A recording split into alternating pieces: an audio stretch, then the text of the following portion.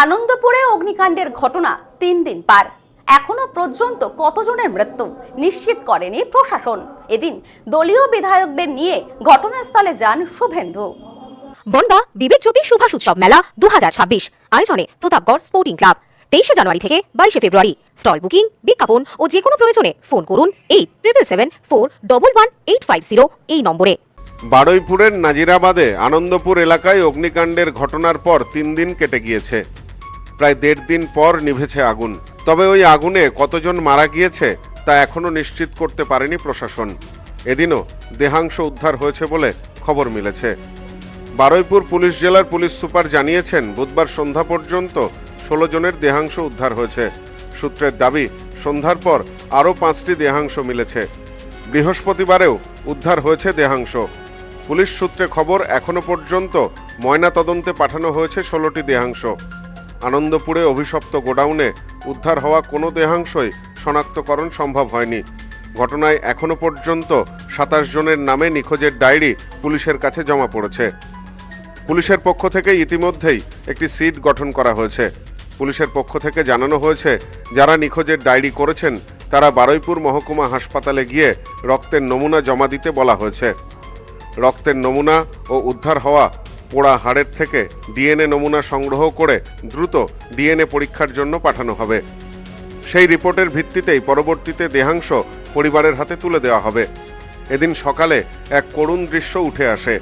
পোড়া ছাইয়ের মাঝে বাবাকে খুঁজতে তমলুক থেকে আনন্দপুরে এসেছিল 10 বছরের ছোট্ট সুস্মিতা। ইতিমধ্যেই আনন্দপুর অগ্নিকাণ্ডের ঘটনাস্থলে প্রশাসনের পক্ষ থেকে 163 ধারা জারি করা হয়েছে। 5 জনের বেশি জমায়েত নিষিদ্ধ। বৃহস্পতিবার আনন্দপুরের ঘটনাস্থল পরিদর্শনে যাওয়ার কথা ছিল শুভেন্দুর।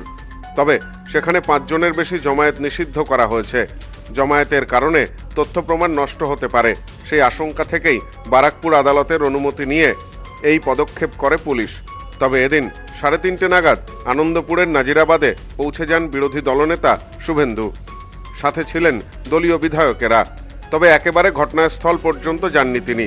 কিছুটা দূর থেকেই তিনি বলেন, আমি আইন মেনে চলি, 100 মিটার দূর থেকেই দেখব। সেখানে দাঁড়িয়েই সাংবাদিকদের জানান, এখনও 20 জনের বেশি নিখোঁজ। মৃতের সংখ্যা বৃদ্ধি পেয়ে 40 হয়ে যেতে পারে বলেও আশঙ্কা করেন তিনি।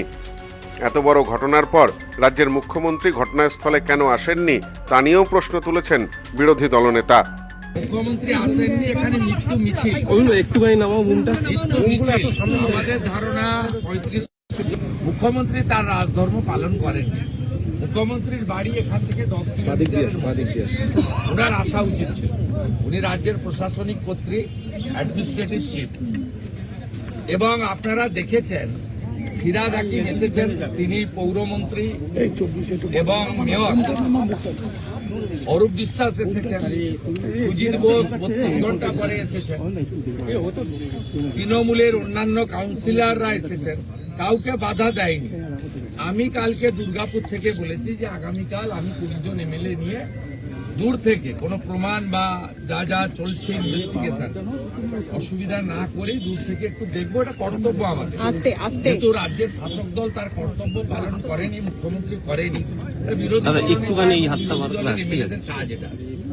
তখনই রাত্রিবেলা এরা 163 এম্পোজ করেছে আমাদেরকে আটকানোর জন্য। এটা খুব দুর্ভাগ্যজনক। Bureau report, news no man's land, Kolkata. মোবাইলের জগতে আজও সবার সেরা চিরশ্রী মোবাইল। যে কোনো কোম্পানির মোবাইলের জন্য আসুন, আমাদের এখানে রয়েছে খুব সহজে ফাইন্যান্সের মাধ্যমে মোবাইল কেনার সুবিধা রয়েছে। পুরনো ফোনের বদলে নতুন ফোন নেওয়ার সুযোগ। এখন এই সুবিধা পাবেন আমাদের বনগাঁ এবং চাঁদপাড়া দুটি শোরুমে। চিরশ্রী মোবাইল, যশোহর রোড, বনগাঁ ও চাঁদপাড়া পাটপট্টি মোড়।